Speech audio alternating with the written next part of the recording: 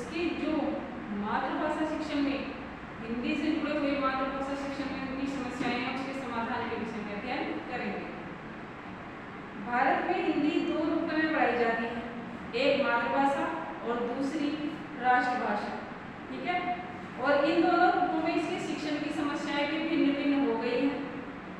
ठीक है, और इस अध्याय में हम केवल हिंदी के मातृभाषा के रूप में शिक्षण करने वाले और शिक्षण में आने वाली समस्या और उसके समाधान के उपायों पर विचार करेंगे और हिंदी के राष्ट्रभाषा के रूप में शिक्षण में आने वाली समस्याओं को और उनके समाधान के उपायों पर हमने एक स्वतंत्र अध्याय विचार प्रस्तुत किया हुआ है, उस पर भी विचार करेंगे। मातृभाषा हिंदी शिक्षण की समस्या और उसके समाधान। किसी भी विषय का शिक्षण मुख्य रूप से 3 तत्वों पर निर्भर करता है। एक तो है सीखने वाले, जैसे शिक्षार्थी, और सीखने सिखाने की पाठ्य वस्तु, जैसे कि पाठ्यक्रम होता है, और फिर है सिखाने वाले यानी शिक्षक पर।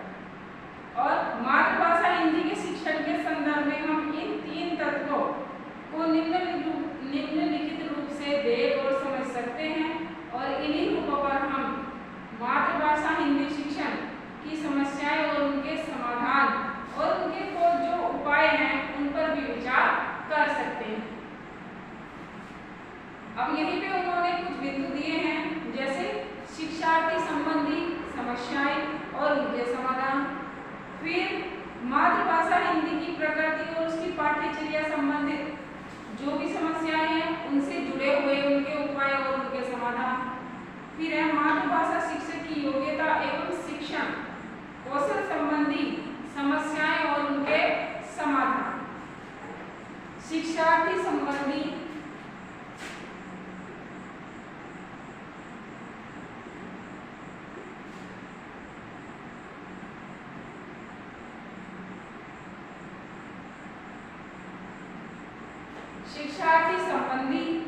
समस्याएं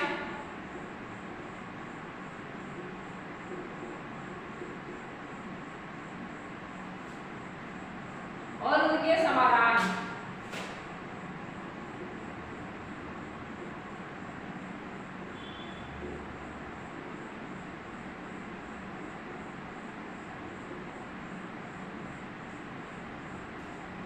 ठीक है,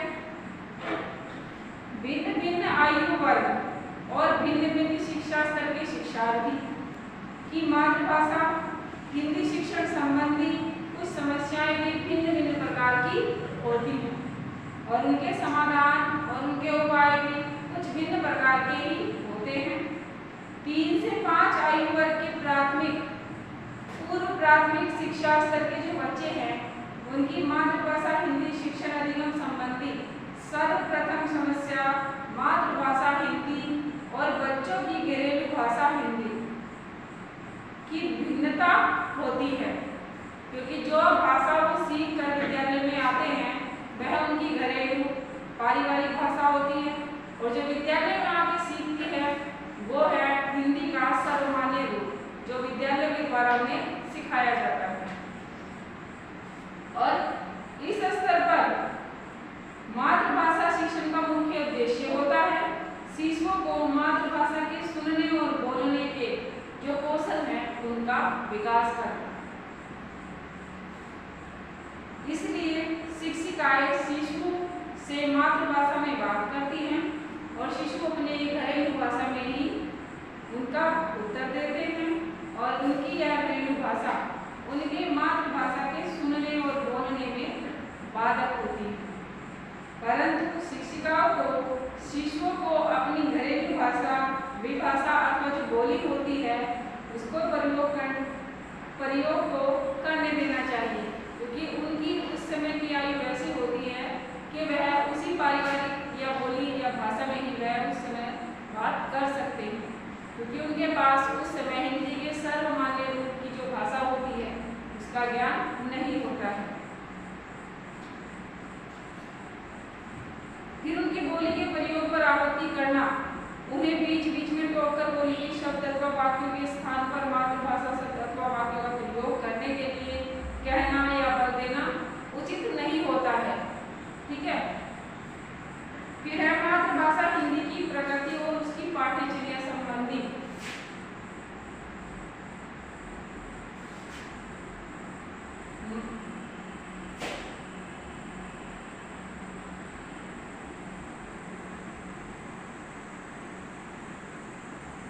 मातृभाषा हिंदी की प्रकृति और उसकी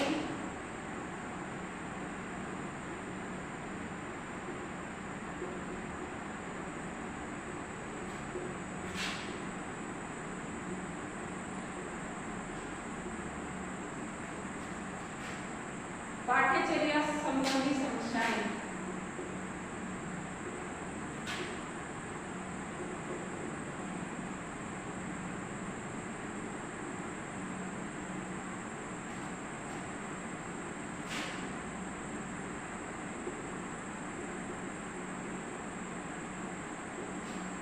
ठीक है, और उनके समाधान भी हैं।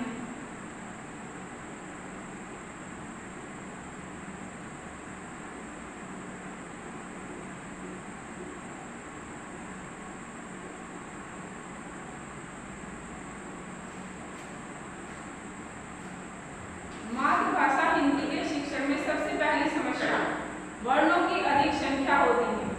हिंदी भाषा में मूल ध्वनि वर्णों की कुल संख्या 59 यानी 59 है और इसमें मूल ध्वनि की अधिकता के साथ कुछ ध्वनियों के उच्चारण में बहुत ही कम अंतर है और इतनी अधिक मूल ध्वनियां और साथ में उनके उच्चारण की बारीकियों को और इन्हें शिशु स्तर पर स्पष्ट करना अपने आप में एक समस्या साबित होती है।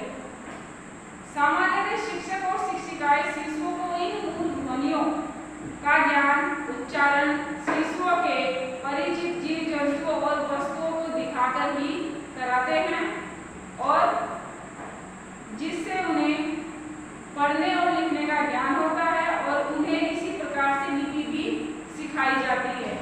वर्णों को उनके बड़े आकार और सुंदर रंगों और वर्णों से संबंधित जीव अथवा वस्तुओं को देखकर सुंदर आकर्षक रंगों से बने चित्रों द्वारा प्रस्तुत किया जाता है।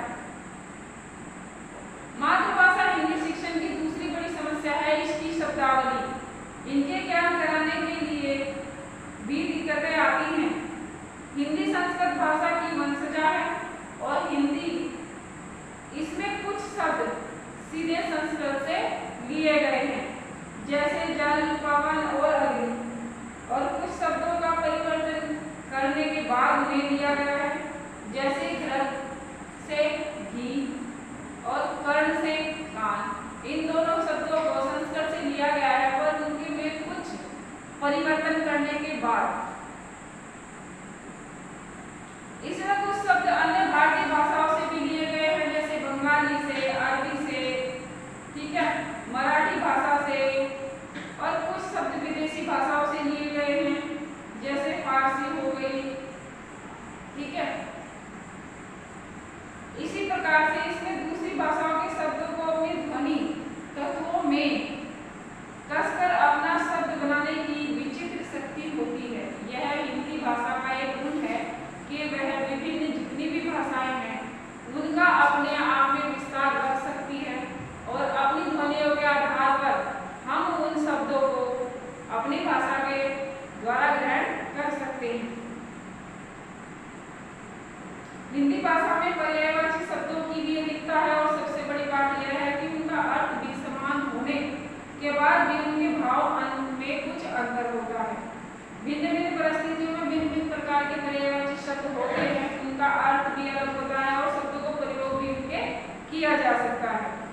इसी तरीके से मातृभाषा हिंदी शिक्षण के संबंधित तीसरी सबसे बड़ी समस्या है इसकी वाक्य रचना की जो उसमें विविधता पाई जाती है।